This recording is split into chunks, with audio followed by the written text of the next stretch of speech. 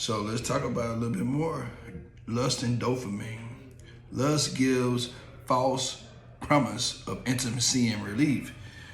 And we experience that from the lust of the eyes. What we see, it promises us something, that there'll be gratification, there'll be fulfillment, but once we grab a hold to it, be like, our lust of the eyes lie, lust lie.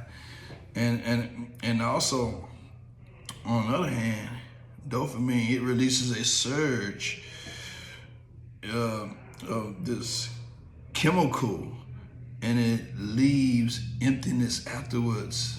It's kind of like hope deferred make the heart sick. We're like, oh.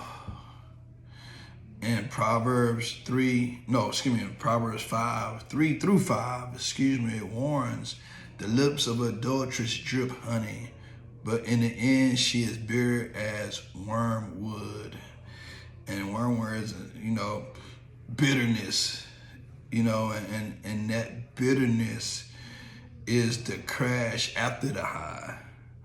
Be it with male, female, or the drug, it's the crash after it's all over with, because it was all for a moment. It was all, let's say sin is pleasurable for a season. Then after that, after a particular season, the thrill is gone. The high is gone. He said both spiritually and chemically. So we gotta be careful. Let's talk about dopamine and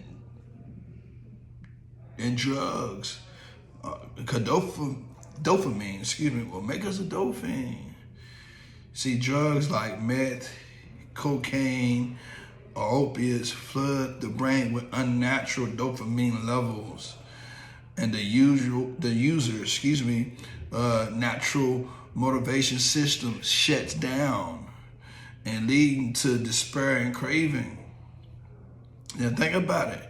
Where were we at? Can you remember the time when we don't have nothing? When we don't have the means to get what we want?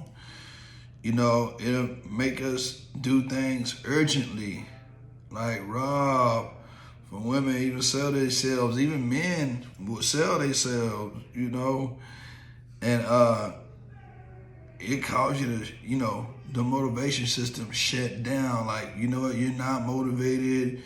You're not tolerable, around your loved ones or those that know you. They know it's something wrong. They can't put a finger on it until they know that's what you're doing. They'll get the